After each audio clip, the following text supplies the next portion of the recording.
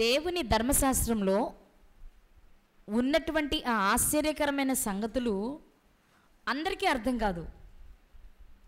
అది అర్థం కావాలి అంటే మన కన్నులు తెరవబడాలి. కన్నులంటే మాకు ఇంకేమి గుడ్డితనం రాలేదండి, కళ్ళజోడు వేసుకోలేదండి అనొద్దు. ఇది కాదు, మనోనేత్రం తెరవబడాలి. తెరవబడాలి అంటే చూడాలి అన్న ఆలోచన, ఆశ ముందు మనకు ఉండాలి. ఇందులో ఏముంది, ఏ క్రొత్త సంగతి ఉంది, అది నా జీవితానికి ఎలా ఉపయోగపడుతుంది అని ఎవరైతే ఆశతో, ఆసక్తితో అది చూడాలని, వినాలని, తినాలని అనుకుంటారో వాళ్ళకు మాత్రమే అది దొరుకుతుంది. అప్పుడే చాలా తృప్తిగా అనిపిస్తుంది. ఇక ఆసక్తి లేని వాళ్ళకి వాళ్ళ చెవి వరకు మాటలు వెళ్ళినా అబ్బా భలే ఉంది అనుకుంటాం, కానీ క్రియల్లో మాత్రం దాన్ని జరిగించలేం. అర్థమవుతుందా? ఒకటా రెండా అండి దేవుడు మన జీవితాల్లో చేసే ఆశ్చర్యక్రియలు? ఒకటా రెండా? వేలు కదా.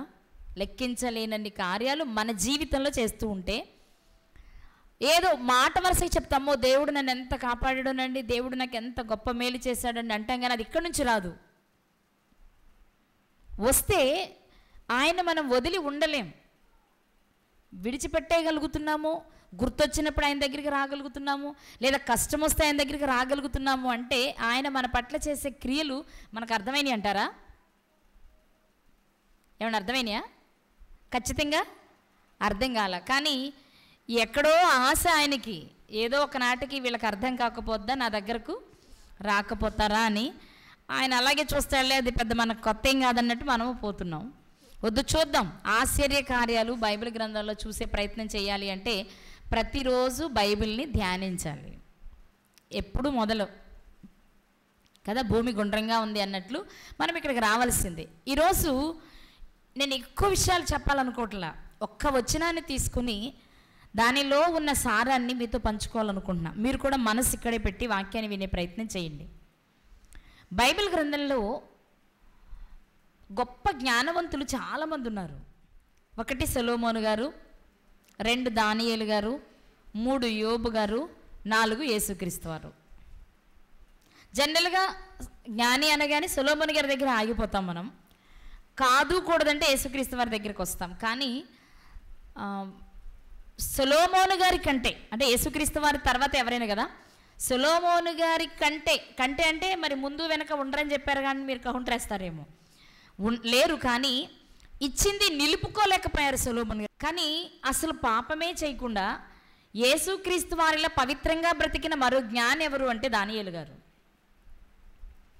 అలాగే భయభక్తులతో కూడి చెడుతనమును విసర్జించిన మహాజ్ఞాని మరొకరెవరు అంటే యోబు గారు అని విన్నాం నిన్న పాఠం. అది అక్కడ నేర్చుకున్నది మనం. క్రొత్త నిబంధనకు వచ్చేటప్పటికి అంత జ్ఞాని, అంత మేధావి ఎవరయ్యా అంటే పౌలు గారి పేరే చెప్పుకుంటాం మనం. అపోస్తులు పరిచర్య చేసిన, అపోస్తులు ఆత్మను పొందుకున్న, అపోస్తులకు యేసుక్రీస్తు వారి అధికారం ఇచ్చిన, ఎన్ని ఉన్నా మనకి క్రొత్త నిబంధనలో యేసుక్రీస్తు వారి తర్వాత జ్ఞాని అనగానే మనకు గుర్తొచ్చే పేరు ఎవరిదంటే పౌలు గారిది కదా. ఆయన ఎన్ని సంగతులు రాశారు. ఆయన రాసిన పత్రికలు చదువుతున్నప్పుడు ఎన్ని విషయాలు రాశారు. ఎన్నంటే మన జీవితం అంతా చదివినా అది పూర్తవ్వదు. అందులోని జ్ఞాన సంగతులు తెలుసుకోవడం మన వల్ల కాదు. అన్ని జ్ఞానాంశాలు ఉన్నాయన్నమాట ఆయన రాసిన వాటిలో.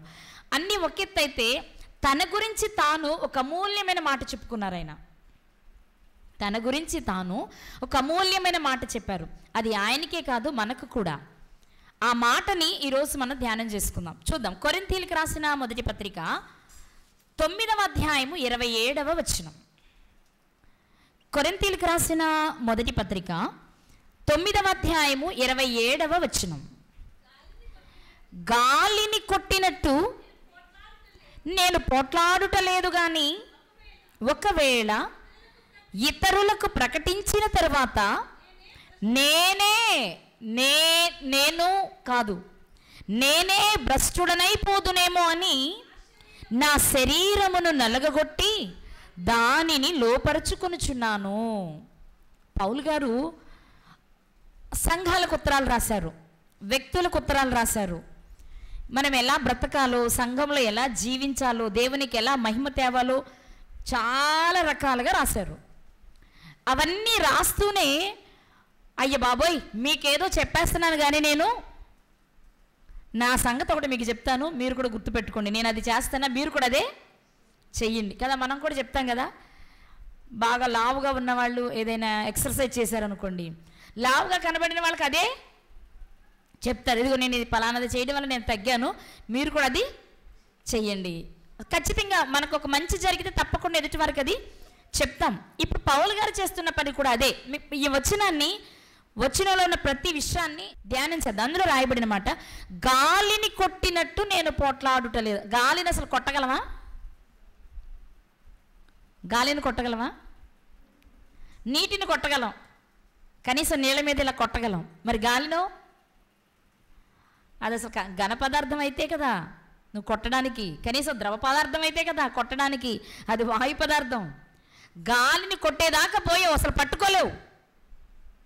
ఎటు నుంచి వస్తుందో ఎటువైపు పోతుందో నీకు తెలియదు కదా. బైబిల్ చెప్పింది అది, బరువు ఉంది దానికి, కానీ గాలిని కొట్టలేం. అంటే ఈయన ఏమంటున్నారో తెలుసా, గాలిని కొట్టినట్టంటే ఏదో గాలి మాటలు మీకు చెప్తున్నాను అనుకుంటున్నారేమో, అలాంటిది కాదు, కానీ ఒక విలువైన సంగతిని మీకు చెప్తాను వినండి అని మాట్లాడుతున్న మాట ఏంటి తెలుసా. ఒకవేళ ఏమండి గాలిని కొట్టినట్టు నేను పోట్లాడటం లేదన్నారు, బాగుంది. ఇతరులకు ప్రకటించిన తర్వాత అంటే సరిపోద్ది కదా. ఒకవేళ అనే మాట మనకు కనిపిస్తుంది ఆ వచనంలో. ఒకవేళ అంటే అర్థం ఏంటి అసలు?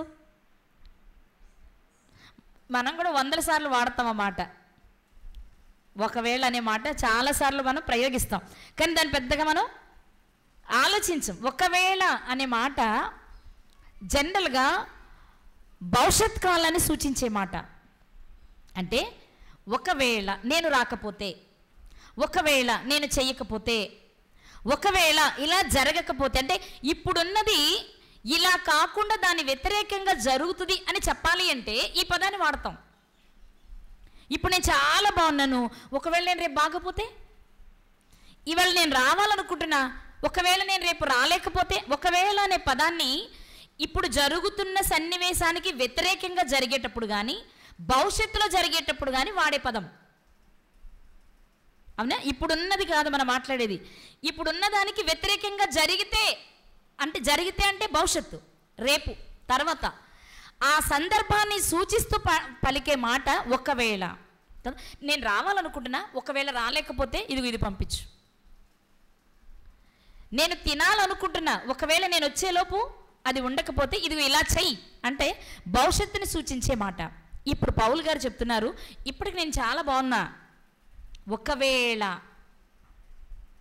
రేపు నా జీవితంలో ఇలా ఉండదేమో. ఎవరు ఈ మాట అంటుంది? గమలీయేలు గారి పాదాల దగ్గర కూర్చొని 24 గంటలు ధర్మశాస్త్రాన్ని వడబోసినటువంటి మేధావి చెప్తున్న మాట.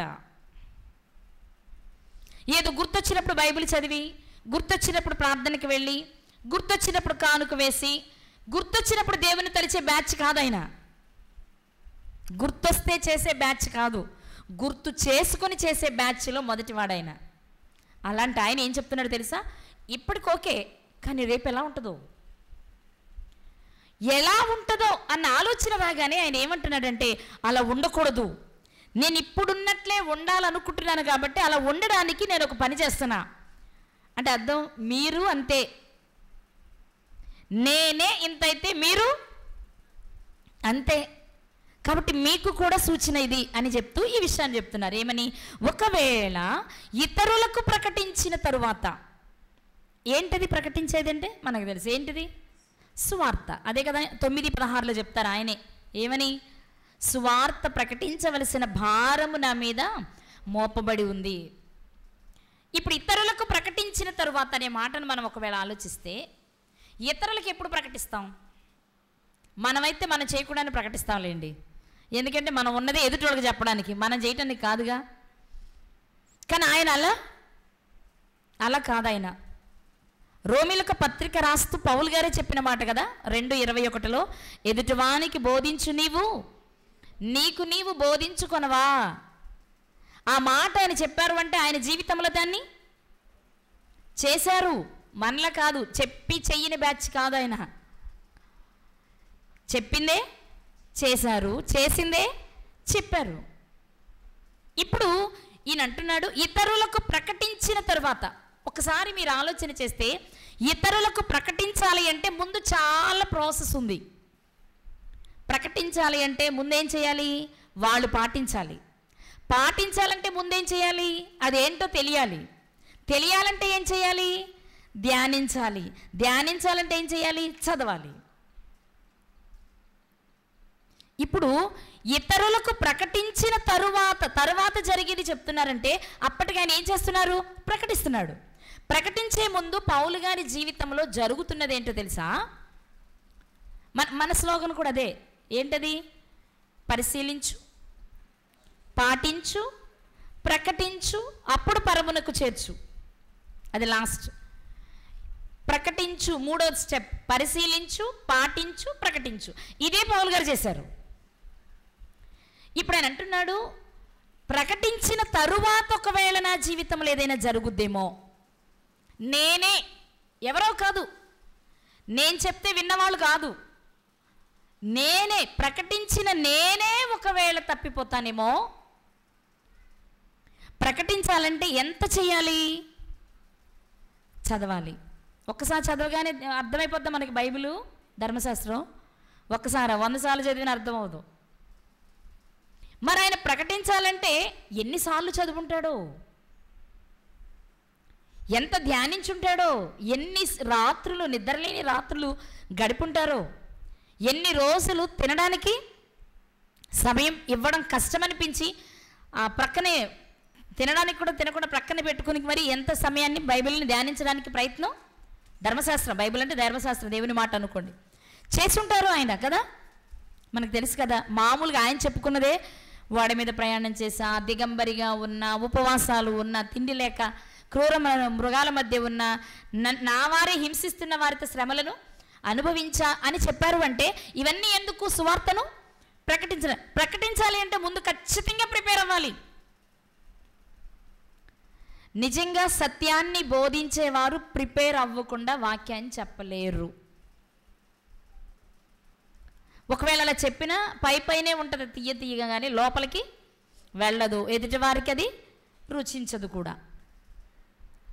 ఇతరులకు ప్రకటించిన తర్వాత అంటే అసలు ముందు నేను చదువుకోవాలని కూర్చొని చదువుకున్నప్పుడు, చదివితే అర్థం కాదు, నేను ధ్యానించాలి అనుకుని ధ్యానించినప్పుడు, ధ్యానిస్తే సరిపోదు, పరిశోధించాలి అని అర్థమై పరిశోధించినప్పుడు, పరిశోధించిన సంగతులను తన జీవితానికి ఆస్వాదించుకుని తనలోనికి స్వీకరించిన దాని ప్రకారం ఆయన చేసి, అమ్మయ్య నేను నేర్చుకున్న దాని ప్రకారం చేయగలుగుతున్నా అనే నమ్మకం వచ్చిన రోజు బయటకు వచ్చి ప్రకటించే ప్రయత్నం ఆయన చేశారు. ఇప్పుడు అంటున్నారు, ఇంత చదివిన నేను, ఇంత ధ్యానించిన నేను, ఇంత పాటించిన నేను, ఇంత ప్రకటించిన నేను ఒకవేళ భ్రష్టుడైపోతానేమో. ఏమండి, ఇన్ని చేసిన వాళ్ళు భ్రష్టుడైపోయే అవకాశం ఉందా? నా వైపు చూసి చెప్పండి. ఆయన ఏమంటున్నాడు? ఇతరులకు ప్రకటించిన తరువాత నేనే భ్రష్టుడైపోతానేమో అంటున్నారంటే, చదివి, ధ్యానించి, పరిశోధించి, అన్వయించుకొని, పాటించి, ప్రకటించాలి. ఇన్ని చేసిన వ్యక్తే భ్రష్టుడైపోతే మరి ఇవేమీ చేయని పరిస్థితి ఏంటో. ఎంత జాగ్రత్త ఉండాలో తెలుసా? అందుకే నిలుచున్నానని తలంచుకునేవాడు పడిపోకుండా చూసుకో. ఎందుకని ఎంత చేసినా చనిపోయే క్షణము వరకు మనం దొరక్కపోతామా అని ఎదురు చూస్తాడు అపవాది. ఇక్కడ ఇంకంత అయిపోయింది, ఇంకేం పర్వాలేదు, వెళ్ళిపోవడమే అనుకోవద్దు. పరలోకం ఆఖరి నిమిషంలోనైనా పడగొట్టడానికి ప్రయత్నం జరుగుతూనే ఉంటుంది. కాబట్టి మనం ఏం చేయాలి? అంతము వరకు చెప్పాలి. ఏదో స్టార్టింగ్లో వచ్చినప్పుడు కొత్త ఒక వింత కదా మనకి. స్టార్టింగ్లో అన్ని పాటలు మనమే పాడేయాలనుకుంటాం, అన్ని ప్రసంగాలు మనమే చేసేయాలనుకుంటాం, ఎక్కడికి వెళ్ళాలన్నా మనమే ముందుండాలనుకుంటాం, మొదటిది దశమ భాగం మనమే ఇవ్వాలనుకుంటాం. అబ్బాయి ఎక్కడ చూసినా ఈ ఫిగరే కనపడద్దు మనకి. ఒక 6 నెలలు, 1 సంవత్సరం, 2 సంవత్సరాలు పోయేటప్పటికి కనుమరుగైపోతారు. మనం అనుకుంటాం ఆదిలో చూసి, అరే నేను రక్షించబడి 4-5 ఏళ్ళు అయిపోయింది, నిన్న కాక మొన్న వచ్చిన వీళ్ళ కనీసం చేయలేకపోతానని అనుకుంటాం. అనుకోవడం తప్పు కాదు, కానీ అంత చేసినంత మాత్రాన అలాగే ఉంటారు అనుకోవడం కరెక్ట్ కాదు. చేయనంత మాత్రాన వీళ్ళు ఇలాగే ఉంటారు అనుకోవడం కూడా కరెక్ట్ కాదు. పౌలు గారు అంటున్నారు, నేను చదువుతూ భ్రష్టునైపోతానేమో అనట్లేదు ఆయన, ధ్యానిస్తూ భ్రష్టునైపోతానేమో అనట్లేదు ఆయన, ప్రకటించి ఆ తర్వాత అంటే ఇవన్నీ స్టేజ్లు దాటుకుని వెళ్ళిన తరువాత అయినా ఒకవేళ నేను భ్రష్టుడనైపోయే ప్రమాదం ఉంది. భ్రష్టుడు అవటం అంటే ఏంటి? భ్రష్టులు అంటే ఎవరు? భ్రష్టులు అంటే అర్థం అవడానికి ఒక సందర్భం చూపిస్తా. మీ అందరికీ తెలిసిందే, హెబ్రీలకు రాసిన పత్రిక అపోస్తలుడైన పౌలు గారు హెబ్రీలకు రాసిన పత్రిక 12వ అధ్యాయము 15 నుండి 17 వరకు చదువుదాం. హెబ్రీలకు రాసిన పత్రిక 12వ అధ్యాయము 15 నుండి 17 వరకు. మీలో ఎవడైనా, ఇది కూడా రాస్తుంది పౌలు గారే, ఎవరైనా అంటే చదువుకున్న వాళ్ళనా, డబ్బున్న వాళ్ళనా, వయసున్న వాళ్ళనా, ఆ భేదాలే లేవు. నువ్వు మొరటివాడివైనా, మోటువాడివైనా, కూలోడువైనా, ధనవంతుడివైనా, చదువుకున్నోడువైనా, చదువు లేనోడువైనా, నీవెవడివైనను మీలో ఎవడైనను దేవుని కృపను పొందకుండా తప్పిపోవునేమో అనియు, చేదైన వేరు ఏదైనను మొలచి కలవరపరచుట వలన అనేకులు అపవిత్రులైపోదురేమో అనియు, ఒక పూట కూటి కొరకు తన జ్యేష్ఠత్వపు హక్కును అమ్మివేసిన ఏసావు వంటి. ఎవరు ఏసావు గారు ఎవరు? మళ్ళీ చెప్పండి. మనం భ్రష్టుడనే మాట కోసమే వచ్చాము ఇక్కడికి. ఏసావు గారు ఎలాంటి వారు? భ్రష్టుడా అంటే ఎందుకన్నారు ఆ పదం? ఎందుకు వాడబడింది ఆ పదం? ఆయనకి ఎందుకు వాడబడిందో తెలుసా? దేవుడు జ్యేష్ఠత్వాన్ని తనకే ఇచ్చాడు. ఇచ్చారా లేదా? కానీ దాన్ని వాడుకోవడం చేతకాకపోవడం వలన ఏం జరిగింది? తన నుండి తన సహోదరునికి ఆ జ్యేష్ఠత్వం వెళ్ళిపోయింది. స్లోగా మన దగ్గర నుండి పక్కోడికి చెప్పండి, పక్కోడికి ఎందుకు వెళ్ళిపోయింది? నా వైపు చూడాలందరూ. ఎందుకు వెళ్ళిపోయింది? చిన్నది, ఒక్క పూట కూటి కొరకు తన జ్యేష్ఠత్వం ఎందుకు వెళ్ళిపోయింది? ఏది ఎక్కువ చెప్పండి? ఏది ఎక్కువ? జ్యేష్ఠత్వము అనేది తరతరాలు వచ్చేది, పిల్ల పిల్ల పిల్ల పిల్ల పిల్ల తరాలు వచ్చేది. భోజనం ఈ పూట తింటే మళ్ళీ సాయంత్రం కావాలి, రాత్రి తింటే మళ్ళీ ఉదయం కావాలి, ఉదయం తింటే మళ్ళీ మధ్యాహ్నం కావాలి. ఒక పూటకే ఉపయోగపడుతుంది కదా. పిల్ల పిల్ల తరాలకు వచ్చే ఆశీర్వాదము, హక్కుని ఒక్క పూట కోటి కొరకు వదిలిపెట్టుకుంటారే, అదే భ్రష్టత్వం. అర్థమైందా? భ్రష్టత్వం అంటే ఏంటో తెలుసా? గుమ్మగుమ్మలాడే బిర్యానీ వాసన చూడగానే ఈరోజు మీటింగ్ లేదు, ఏం లేదు, ఏం వెళ్తాంలేండి, మంచి వాసన వస్తుంది, కాసేపట్లో అయిపోద్ది, తినేసి అప్పుడు వెళ్దాం, ఈలోపు ఇక్కడ వాక్యం అయిపోద్ది. అర్థమైందా? షాపింగ్ పని మీద వెళ్తాం, అక్కడ షాపింగ్ పనిలో ఉంటాం, ఇది అది అది ఇది చూసేలోపు ఇక్కడ అయిపోద్ది. ఇవన్నీ ఏంటి? నువ్వు తినే తిండైనా, నువ్వు కట్టుకునే బట్టలైనా, నువ్వు ఉండే నివాసమైనా అశాశ్వతమైనది, కొద్ది రోజులుండి పోయేది. కానీ మరి దేవుడిచ్చే హక్కు చెప్పండి, దేవుడిచ్చే హక్కు శాశ్వతమైంది కదా. శాశ్వతమైన దానిని తాత్కాలికమైన దాని కొరకు అమ్మి వేసుకోవడమే భ్రష్టత్వం. నా మాట అర్థమైందా? శాశ్వతమైనది నీ ముందుంది, తాత్కాలికమైనది నీ ముందుంది. అసలు శాశ్వతమైనది నీ సొంతం, కానీ తాత్కాలికమైన దాని కొరకు శాశ్వతమైన దానిని వదులుకోవడమే భ్రష్టత్వం. ఇప్పుడు పౌలు గారు అంటున్నారు, నేను అద్భుతంగా చిన్ననాటి నుండి నా తల్లిదండ్రులు ధర్మశాస్త్రాన్ని నేర్పించారు నాకు. తల్లిదండ్రులు నేర్పడమే కాదు, వయసు వచ్చిన తర్వాత ఒక మంచి గురువు గమలియేలు గారి దగ్గర కూర్చోబెట్టి నాకు వాక్యాన్ని నేర్పించారు. చిన్ననాటి నుండి నేర్చుకున్నాను తల్లిదండ్రుల దగ్గర, గురువు దగ్గర. నన్ను ఎక్కడ కదిపినా నేను ధర్మశాస్త్రంలో ఉన్న ఏ సంగతి నేను ఇట్లే చెప్పేయగలను. ఎంత చెప్పగలిగిన వాడనైనా, అంత అద్భుతంగా అందులో మునిగి తేలిన వాడనైనా, ఏమో ఒక్క పూట కూటి కొరకు దీన్ని వదులుకుంటానేమో, ఒక్క జత బట్టల కొరకు దీన్ని వదిలేసుకుంటానేమో,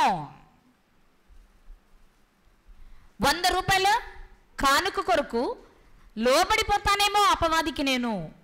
ఏమో నేనే చెప్పాలి, నేనే. నాకు ఆశ్చర్యం అనిపించింది. నేనే అంటే ఏంటంట? ఆయన పెద్ద పోటుగాడా? అవును, అవును. యేసుక్రీస్తు వారి తర్వాత ఎంత స్థాయికి ఆయన ఎదిగారంటే ఆయన నిజంగానే పోటుగాడు అనొచ్చు, హీరో అనొచ్చు కదా. పౌలు గారు అనడానికి లేదా? అనొచ్చు. ఎందుకంటే ప్రారంభపు తన జీవితం క్రీస్తుని అంగీకరించిన విషయమే కానీ ధర్మశాస్త్ర విషయంలో మాత్రం జాగ్రత్తగానే బ్రతికారు ఆయన దాని విషయంలో.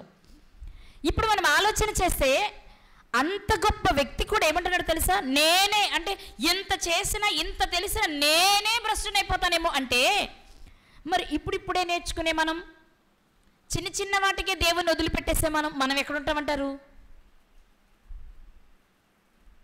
కాదా? వదిలేయట్లేదా మనం? చెప్పండి. ఈరోజు మన ఇంట్లో ఫంక్షన్, ఏదో పని ఉంది, ఒకవైపు ప్రార్థన ఉంది. దేనికి ప్రయత్నిస్తాం? ముందు దేవుని పని చేద్దాం, దేవుడు నా పని చేస్తాను అనుకుంటున్నామా? మనం సత్యం తెలిసిన వాళ్ళమైనా అనుకుంటున్నామా? మాట నా వైపు చూసి చెప్పండి అందరు. మీరు ఆ మాట మనం అనుకోగలుగుతున్నామా?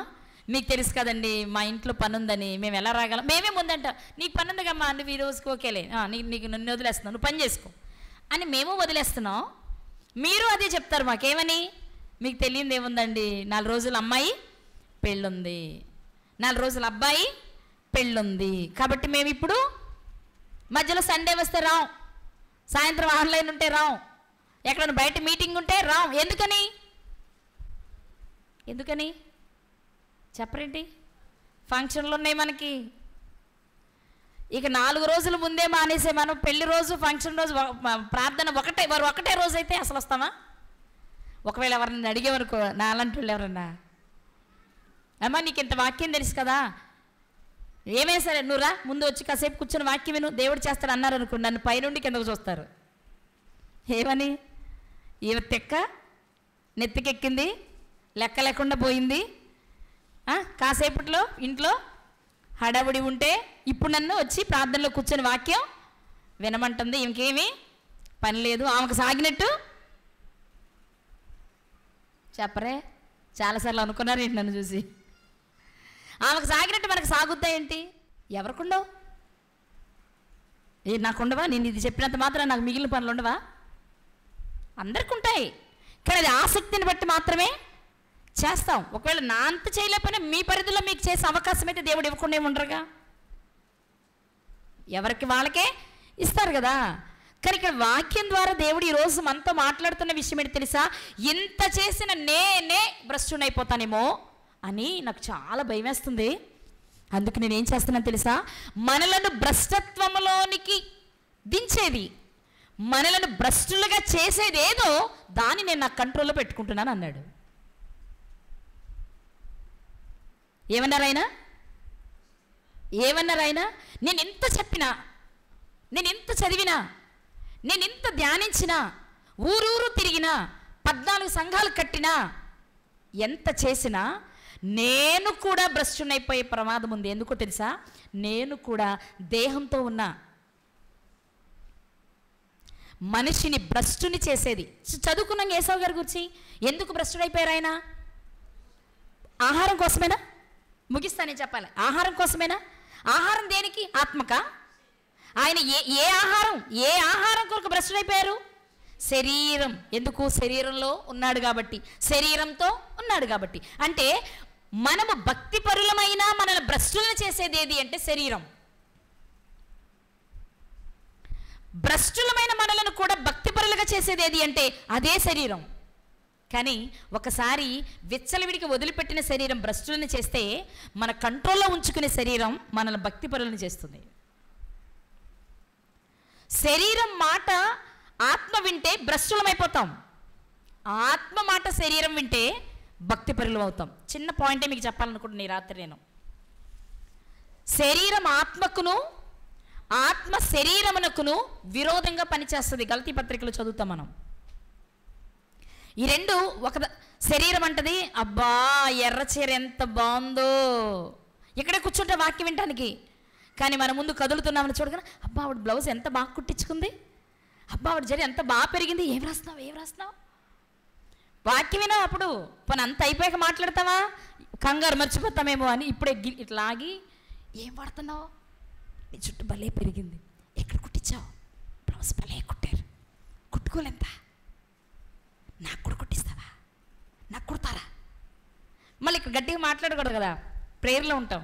అందుకే ఎలా మాట్లాడాలి,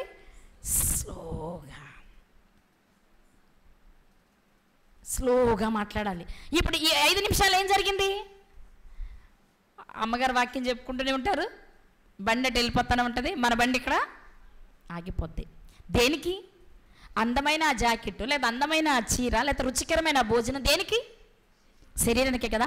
ఆ సమయంలో ఆత్మ శరీరాన్ని ఏం చేయాలంటే కంట్రోల్ చేయాలి. ఎందుకు? ఆత్మకు అవసరమైన ఆహారం ఒకవైపు అందించబడుతుంది కదా. అప్పుడు ఇలాంటివన్నీ ఒకవేళ ఆలోచన వచ్చినా తర్వాత చూసుకుందామని కూర్చొని వాక్యం మీద దృష్టి పెట్టగలిగితే ఆత్మ మాట శరీరం వింటది. కొన్ని సందర్భాలు శరీరం రెచ్చిపోద్ది, అంత నాది, చూసేది నేను, మాట్లాడేది నేను, వినేది నేను, నువ్వేంటి అన్నట్టు ఉంటుంది. నువ్వెంత చూసినా, ఎంత విన్నా, ఎంత చేసినా లోపల ఆత్మ అంటూ లేకపోతే నీ వల్ల కాదు కదా. ఆత్మ శరీరానికి, శరీరం ఆత్మకు ఎప్పుడు విరోధంగా పనిచేస్తాయి. నువ్వు బ్యాలెన్స్ చేయాలి.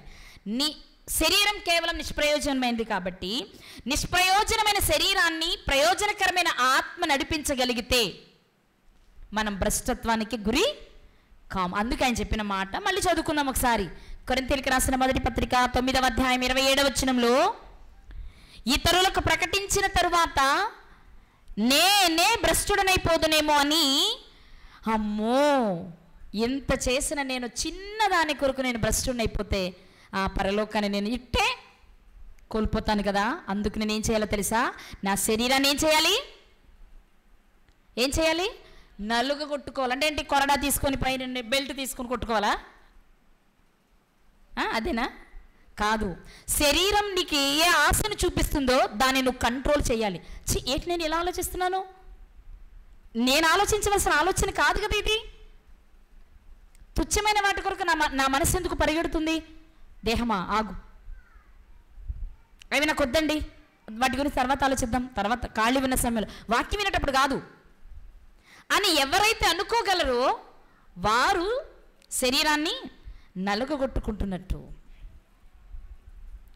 కానీ శరీరాన్ని నలుగగొట్టుకోకుండా శరీరాన్ని పెంచి పోషిస్తూ శరీర కోరికలను తీర్చడానికి ప్రయత్నించే వ్యక్తులు ఉన్నారనుకోండి, వాళ్ళ జీవితం ఏమవుతుంది చివరికి అంటే భ్రష్టులుగా మిగిలిపోతారు.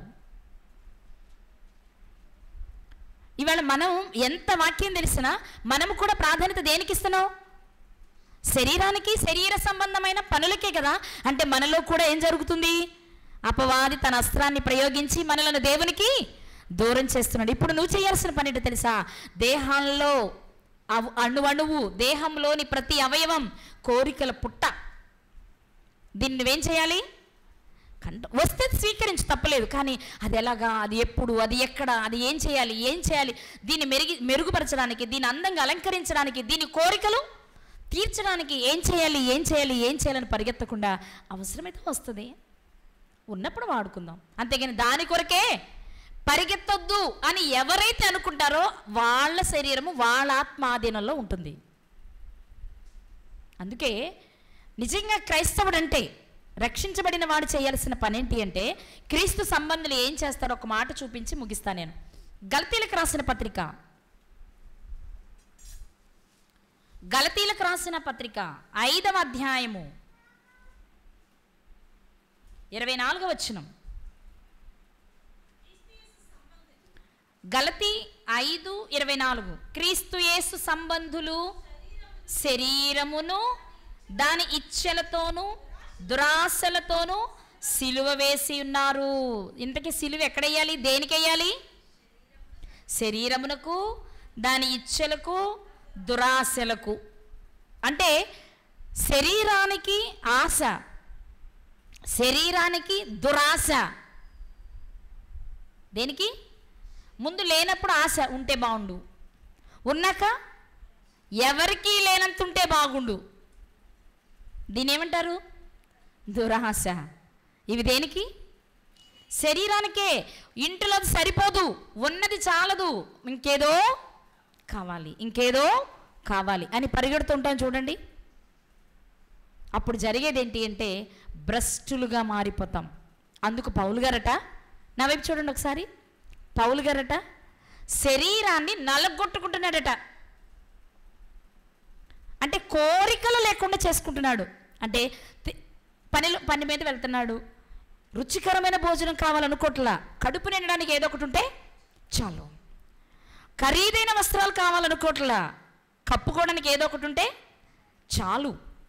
నాకు ఆయన కావలసినలేంటి?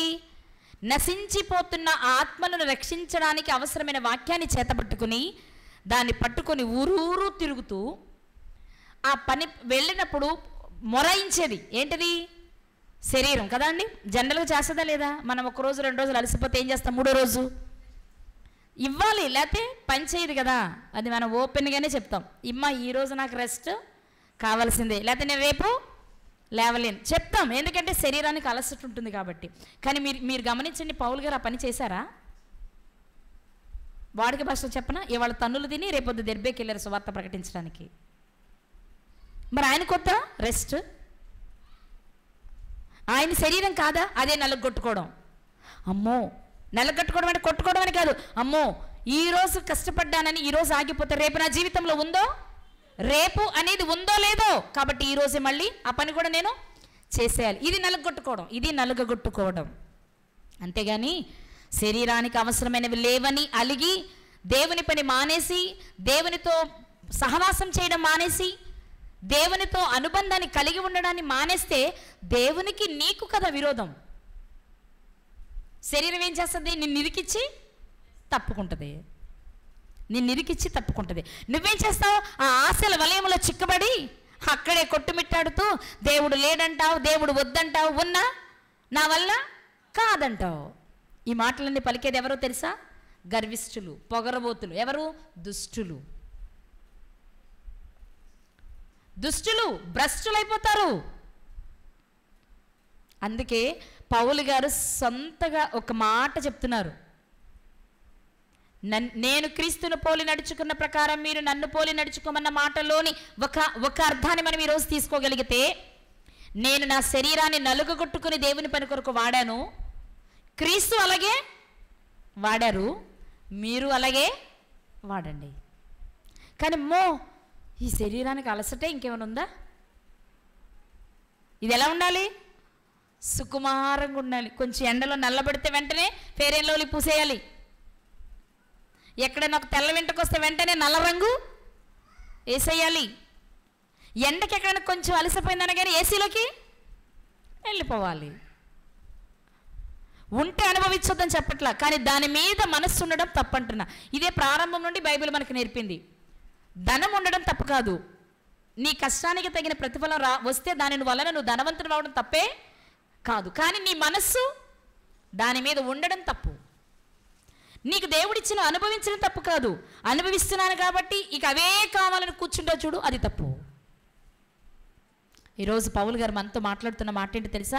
నువ్వెంత గొప్ప స్పీకర్ అయినా, సింగర్ అయినా, నువ్వు ఎలాంటి గొప్ప సేవకుడు అయినా, నువ్వు ఉన్నది దేహంలోనే కదా. నీ వయసు మళ్ళినా, వయసు ముడతలు పడుతున్నా, శరీరం ముడతలు పడుతున్నా, అంటే వయసు ముసలిదై శరీరం ముడతలు పడుతున్నా, దానికి కోరికలు మాత్రం చావు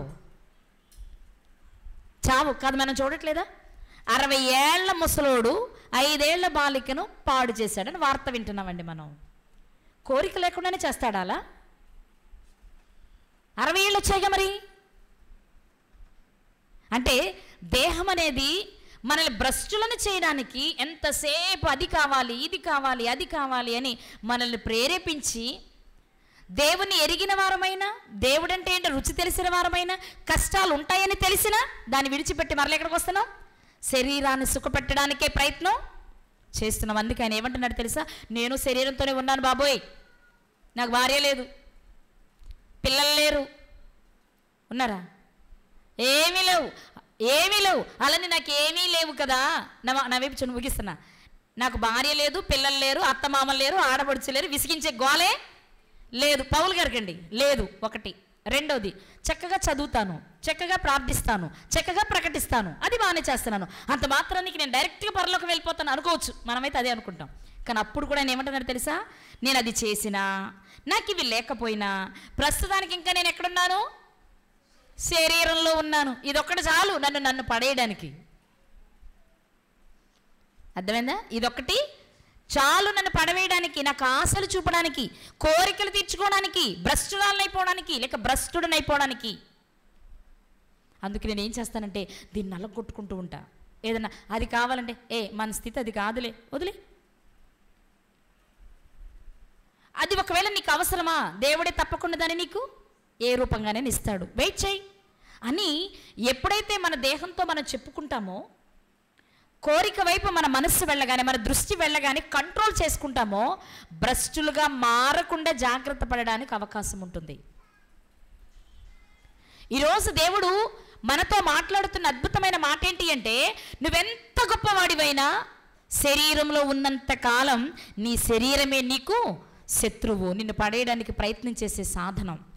దాన్ని గనక నువ్వు అణచగలిగితే, దాన్ని గనక నువ్వు కంట్రోల్లో పెట్టగలిగితే నువ్వు శ్రేష్ఠుడుగా మారుతావు. లేదు అంటే భ్రష్టునిగా మారిపోతావు. మనం భ్రష్టులం కాకుండా ఉండాలి అంటే శరీరాన్ని ఏం చేయాలి? నలుగగొట్టుకోవాలి. దాని ఆశలను, దురాశలను ఏమేయాలి? సిలువ వేయాలి, సిలువ వేయాలి.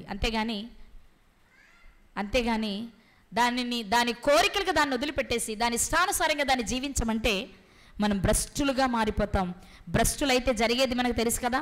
ఏసావు ఆశీర్వాదం పొందగోరి కన్నీళ్లు విడుచుచు దానికోసం వెతికిన కానీ మారు మనసు పొంద అవకాశం లేక విసర్జించబడెను. మనమేనంతే. మన అవకాశాన్ని మనం కోల్పోతే, శరీరానికి ప్రాధాన్యతనిచ్చి, అందానికి ప్రాధాన్యతనిచ్చి, శరీర సుఖాలకు ప్రాధాన్యతనిచ్చి దేవుడు నీకు ఇచ్చిన శ్రేష్టమైన ఆశీర్వాదాన్ని నువ్వు కోల్పోతే చివరికి భ్రష్టుడుగానే మిగిలిపోతావు. ఆ తర్వాత నువ్వు అరులు చాచినా సరే నీకు అవకాశం రాదు అని చెప్పడానికే ఏసావు గారి జీవితాన్ని మన ముందు రాయించారు ఆయన. అందుకే మనం భ్రష్టులుగా మారకుండా ఉండాలి అంటే ఈ దేహాన్ని నలుగగొట్టుకుంటూ ప్రతిరోజు దానికి ఏమేయాలి? సిలువ వేయాలి. సిలువ అంటే ఏంటి? నోరు మీద కూర్చో, ఆగు, అవసరమైతే వస్తుంది కానీ నువ్వు నోరు మీద కూర్చో అని చెప్పగలగాలి. దేనికి? అమ్మో, ఈ శరీరం ఏదో కోరేసుకుంటుంది, ఇచ్చేయాలి అనుకుంటే భ్రష్టులుగా మారిపోతాం. శరీరం ఆగు అని దాన్ని నువ్వు కంట్రోల్ చేయగలిగితే జ్యేష్ఠులుగా, శ్రేష్ఠులుగా మారుతాం. ఏది కావాలో నిర్ణయం మీ ఇష్టం.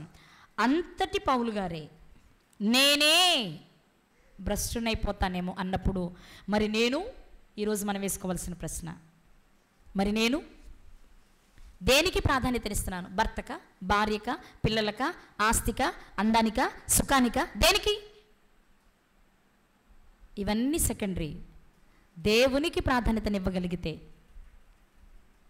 మనకన్నీ ఇస్తారు. అన్నిటికి మించిన ఆనందాన్ని ఇస్తారు. ఆనందానికి మించిన ఆశీర్వాదం మరొకటి భూమి మీద మనకేది ఉండదు.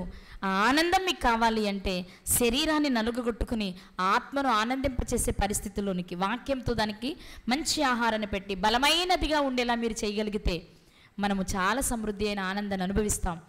కాబట్టి మనము భ్రష్టులుగా ఉండాలి అంటే శరీరాన్ని విచ్చలవిడిగా వదిలేసేయండి. శ్రేష్ఠులుగా ఉండాలి అంటే శరీరానికి ప్రతిరోజు సిలువ వేయండి. ఏం చేస్తారో నిర్ణయాన్ని మీకే వదిలిపెట్టేస్తున్నా.